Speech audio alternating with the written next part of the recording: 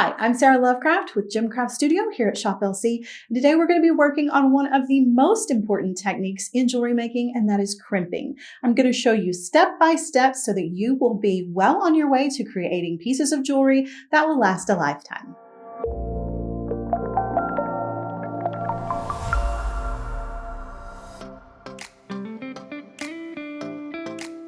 The most important tool that you need for crimping is the crimper tool. And of course, you want to be sure that you're using a crimper tool that corresponds with the correct size crimp beads or crimp tubes that you're going to be using.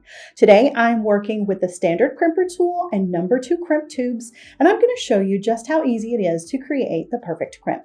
To get started, you're going to cut the correct length for whatever your project is of your bead stringing wire, and you want to have your crimps and your wire guardians ready to go.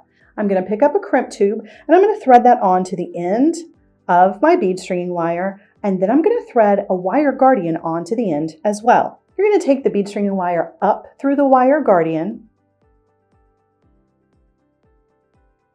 guide it along the channel of the top of the wire guardian, and then back down through the wire guardian itself. The bead stringing wire is going to sit in that channel on the top of the wire guardian once you have your crimp bead or crimp tube in place. Take the end of the bead stringing wire, the short end, and thread that through the crimp tube or crimp bead and slide that down next to your wire guardian.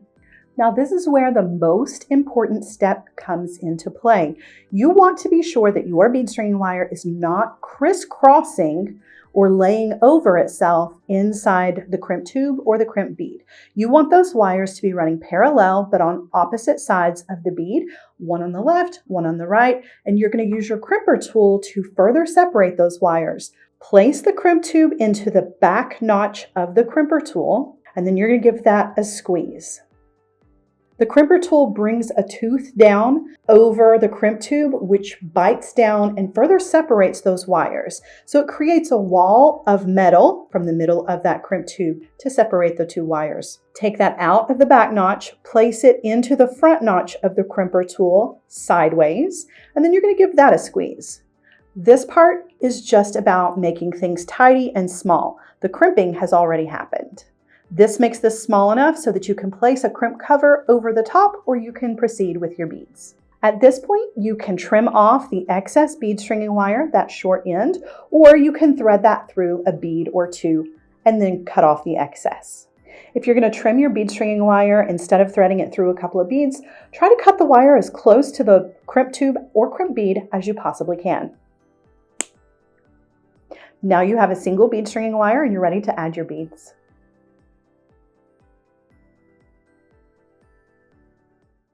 Once you've added all of the beads to your design, it's time to crimp again.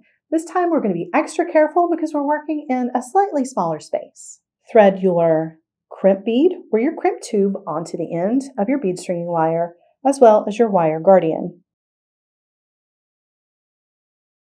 Go up through the wire guardian and then back down through the wire guardian, just like we did in the beginning. Take the tail end of your wire and go down through your crimp, and then pull everything down close to your beads. If you can take your wire down through one or two of the beads, now is the opportunity to do so. Otherwise, you're going to crimp as normal. But we still want to be sure that we're following all of the same steps. We want to be sure that our bead stringing wire is not crossing itself inside that crimp. We need those wires to be running parallel. Once you've pulled everything down and are ready to crimp again, we're working in a smaller space.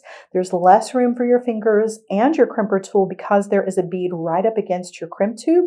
So we want to take extra care to make sure that those wires are not crisscrossing. And as you can see, I'm kind of holding that wire out to the side to make sure that it is pulled completely away from the other wire that is inside the crimp tube. Now I'm going to bring in my crimper tool. I'm going to place that into the back notch of the crimper tool, and I'm going to give that a squeeze.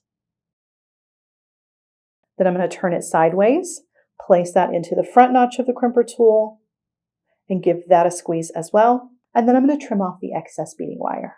When you're trimming, try to get as close to your crimp bead as possible. Once you've properly crimped both ends, you are now free to add this to any other components, whether those are your jump rings or your clasps. I hope you've enjoyed this tutorial.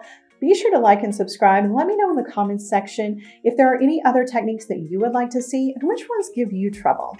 I am Sara Lovecraft here at Craft Studio with Shop LC, and I'll see you next time.